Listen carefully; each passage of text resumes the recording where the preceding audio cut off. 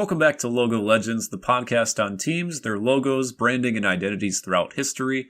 My name is Kasabe. This is episode number 6. You can find us on YouTube, which my YouTube channel is Kasabe, and we'll have some visualizations for each episode. Or if you prefer listening via audio, we're on Apple Podcasts as well as Spotify. So again, this is episode number 6. We've covered the 4 major sports leagues in North America, the major 4 men's sports, that is. So we've covered the NFL, MLB, NHL, and NBA.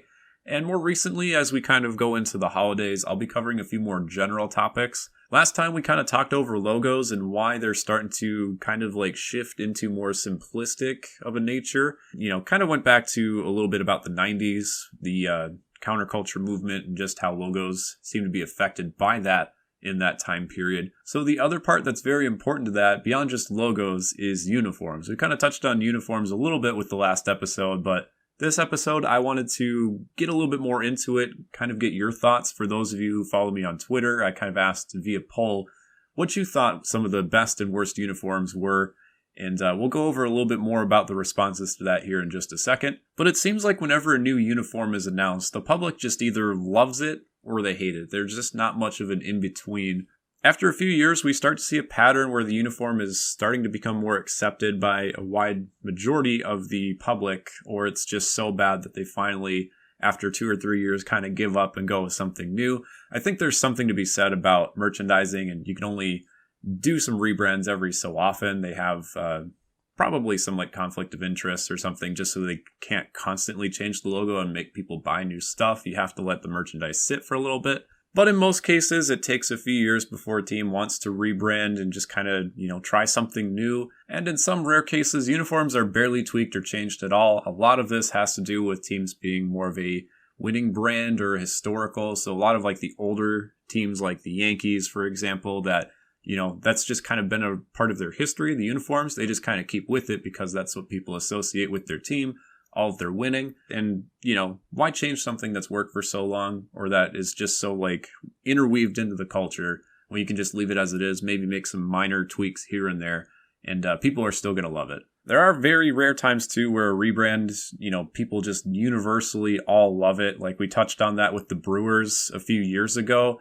In 2020 when they did the rebrand. We kind of went over that in one of our previous episodes, and I don't really know anybody who hated that rebrand. Like that one was one of the rare instances where I feel like everybody enjoyed the rebrand from top to bottom. There were multiple jerseys and logos that they introduced as a part of that. And like I said, it's very, very rare when something like that happens. But this week I posted a poll on my Twitter where I asked my followers to name their most favorite uniform and least favorite uniform of all time, to see if I could maybe just find like a pattern in some of the responses and kind of like pick up on some of those cues, explain why people tend to prefer certain jerseys over another. So the main thing I'll just start off with right off the bat is I know we all have our personal biases, teams that we just grew up with or just the region that we're in where we love one team and hate another. So we tend to maybe have some like favoritism towards those regional biases, maybe in some cases the colors that the other team that you don't like. You tend to like also dislike those colors. So one of the responses I got listed NC State as their favorite football uniforms and UNC as their least favorite. Can obviously guess this came from an NC State fan. But, it's kind of important to note that you have these bitter rivalries where one team wears vibrant red, the other one wears blue. It's just a complete opposite in terms of the colors that the teams tend to wear. You're not going to see a lot of these rivalries where the teams have similar colors. I mean, some rivalries are just so intense that you're almost conditioned to avoid anything that has to do with your rivals. So more recently, we had the Ohio State versus the University of Michigan football game, and Ohio State actually does a thing where they cross out the letter M in preparation for the week. So like anytime that you'd see an M in the alphabet, graphics, like anywhere in the area, they just cross it out with a red X. So, I mean, the conditioning that sometimes these rivalries have is just absolute insane. So one of my least favorite uniforms is the Green Bay Packers, and that's partially because I grew up in the Minnesota area and I was conditioned to like the Vikings from a very young age. Oddly enough, you'd think that I disliked the green in the Green Bay Packers portion of that, but honestly, I was conditioned to not like the yellow, which doesn't make a ton of sense considering the Vikings also use purple and yellow as a part of their colors, but the yellow is the part of the combination in that color that I dislike the most. I think it's partially because when you look at the Green Bay Packers uniforms, the color that you most prominently see, even though they're called Green Bay, is yellow. You see the yellow on the helmets, the pants. It's mostly just the jersey that's like a difference between white and green, but the yellow is always constantly there. However, for those of you from Wisconsin, you can only take the color yellow so much. One of my followers, who's a big Brewers fan, listed their both favorite and least favorite from the same team, the Milwaukee Brewers. And their least favorite was the Brewers gold alternate uniform that they used for one game back in 2011, and they started using as an alternate jersey for about 3 or 4 years from 2013 to 2016. So I would imagine some of the negative response from this jersey was the fact that it was kind of like an off yellow and an off gold. It wasn't like a true yellow or gold. It was just kind of like a mixture of each.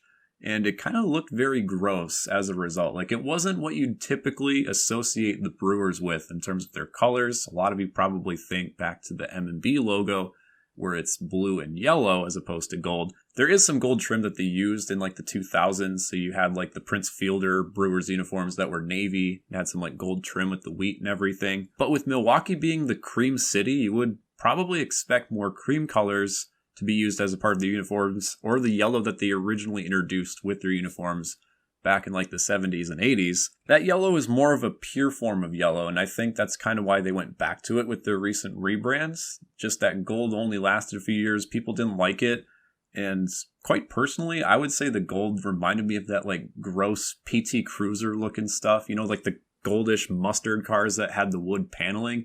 Just does not look very good at all.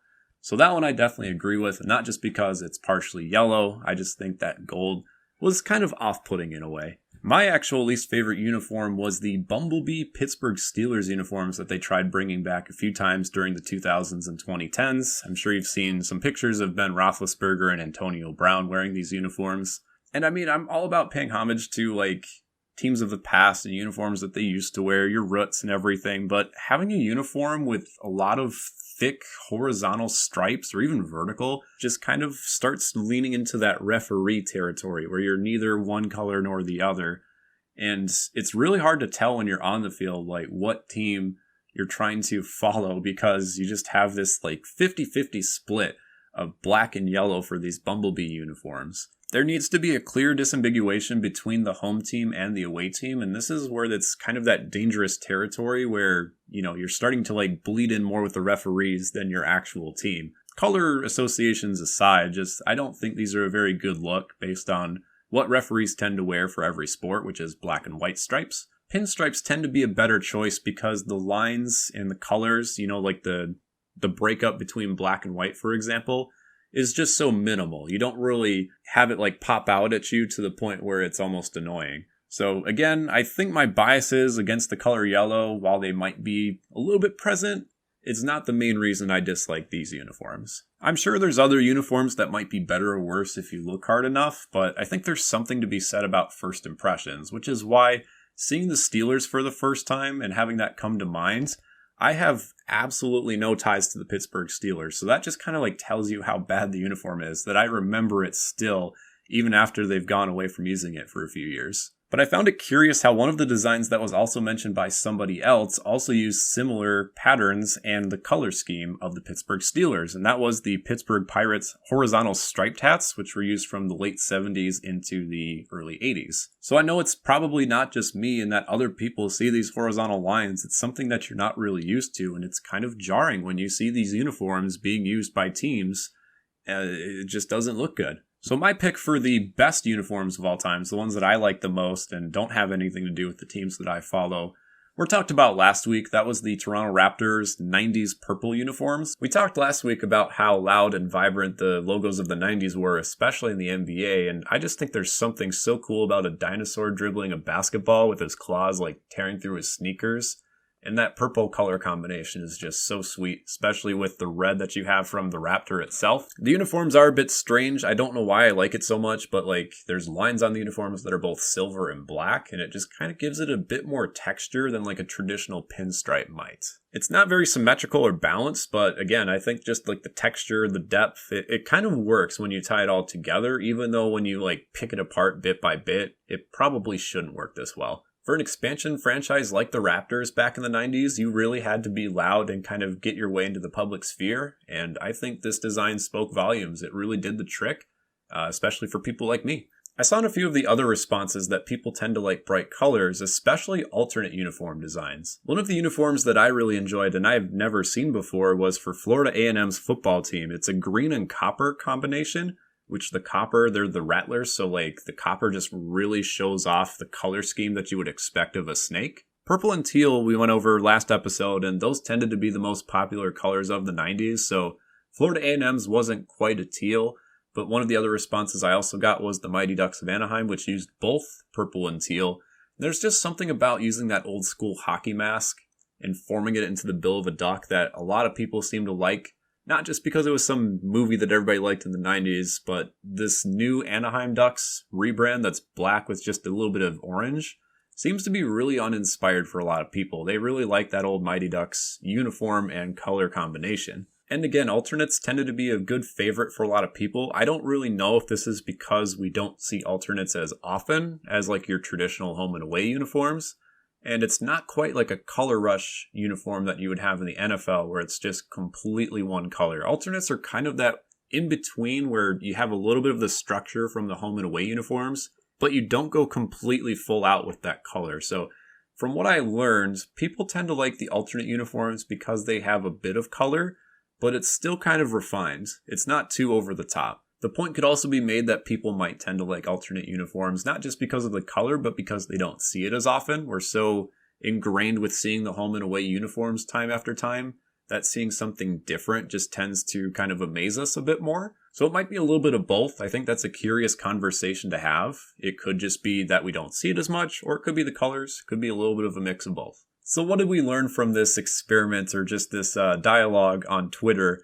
And let's recap. So alternates are good, but with some slight modifications from the originals, not too over the top. Horizontal lines are bad. A lot of people don't like horizontal lines. They like vertical pinstripes and thinner stripes, if anything. Regional biases can definitely affect what colors and uniforms we tend to like. And also, maybe the color yellow needs to be closely monitored for it to work. You can't use too much of the color yellow. It's one of those colors that's just very, very hard to walk the fine line with what people like and don't like. I don't think that's just me again. Like, my biases aside, I got a few responses that people didn't like yellow or too much yellow. So yellow is more of a good trim and secondary color is the vibe that I tended to receive. But for those of you listening or watching on my YouTube channel, what are your thoughts? Do you think this is a fair assessment for jerseys that people tend to like?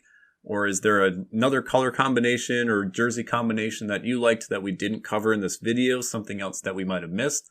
Let me know in the comment section if you are watching on YouTube, or you can tweet at me at kasabekompiles. That's Kasabe, and then compiles with a K. We'll likely do one more episode before the end of 2022, and then from there we're going to have a bit more of a specific video style towards different teams. I might just honestly pull them out of a hat and just kind of go over team histories. We've covered a lot of general topics to this point, so I think we're going to end 2022 on a similar note, and then start moving into more selective or just, singular franchises from there on out. So thank you for listening to Logo Legends. This has been episode 6. New episodes will be most Thursdays going forward for Apple, Spotify, and my personal YouTube channel. Again, we might take a quick break due to the holidays, but I hope to have more regular episodes starting in January from there on out. Thank you so much for listening. Take care, and we'll see you next time.